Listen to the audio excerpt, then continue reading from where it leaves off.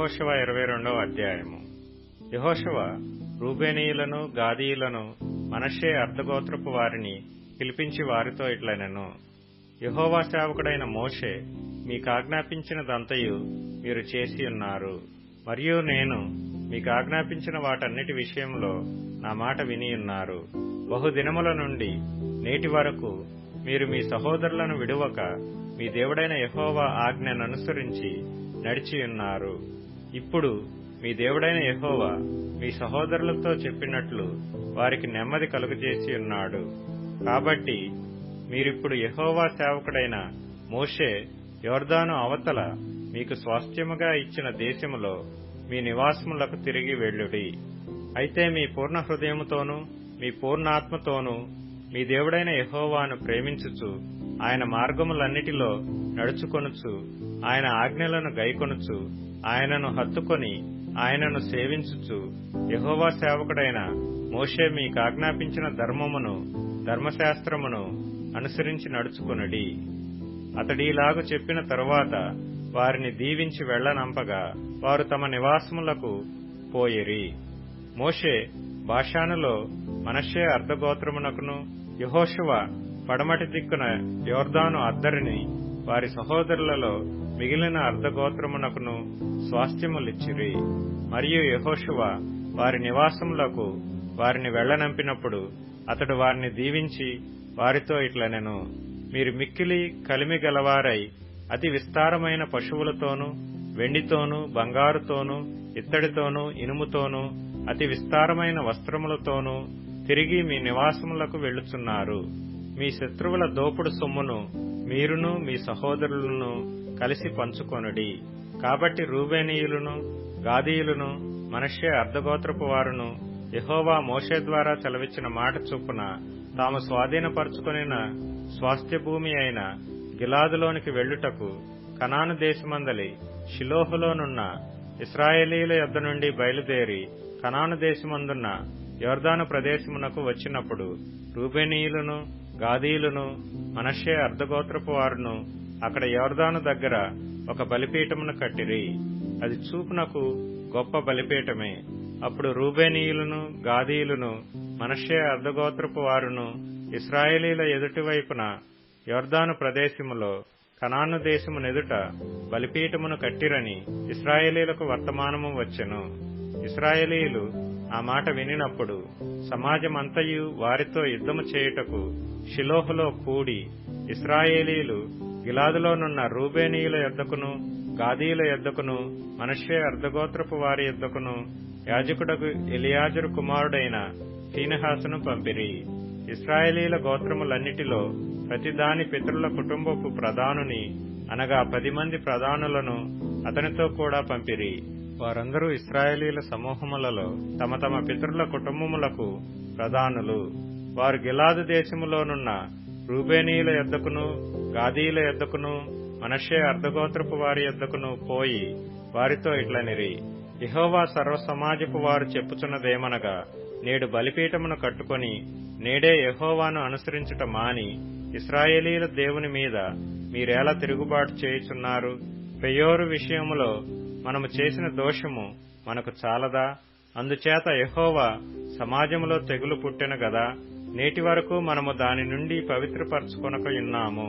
మీరు ఈ దినమున యెహోవా వెంబడి నుండి తొలగిపోవునట్లు నేడు యెహోవా మీద తిరుగుబడి ద్రోహము చేసెదరేమి?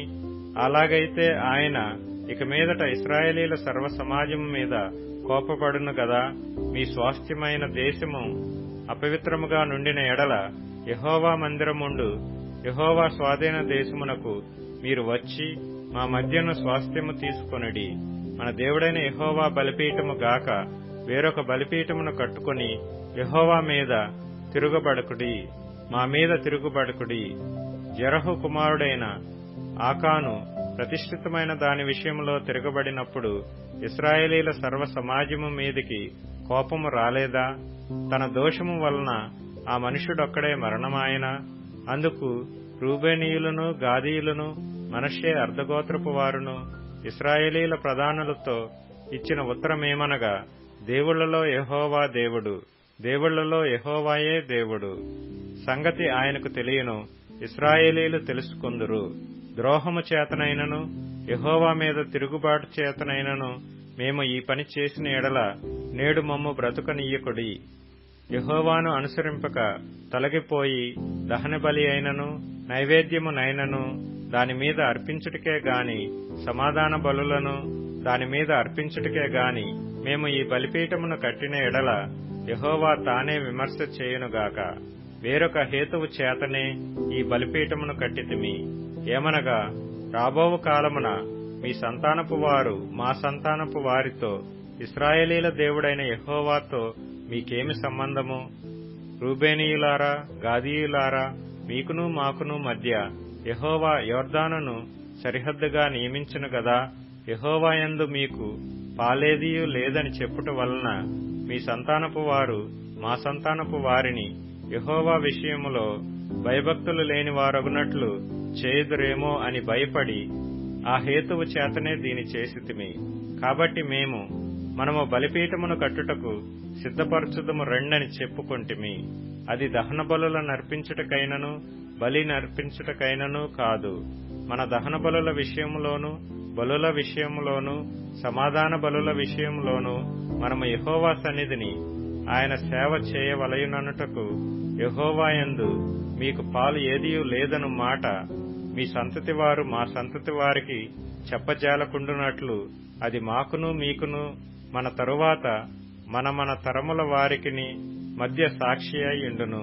అందుకు ఇక మీదట వారు మాతోనే గాని మా తరము వారితోనే గాని అట్లు చెప్పిన ఎడల మన పితరులు చేసిన బలిపీఠపు ఆకారమును చూడుడి, ఇది దహన బలి నర్పించుటకు కాదు, బలి నర్పించుటకు కాదు గాని మాకును మీకును మధ్య సాక్షి అయి ఉండుటకేయని చెప్పుదుమని అనుకుంటిమి.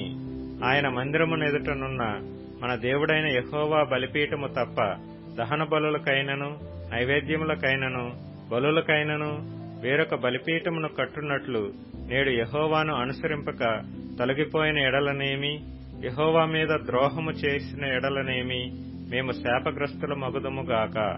ఫీనెహాసును యాజకుడును సమాజ ప్రధానులను అనగా అతనితో ఉండిన ఇశ్రాయేలీల ప్రధానులను రూబేనీయులను గాదీయులను మనష్షీయులను చెప్పిన మాటలను విని సంతోషించిరి.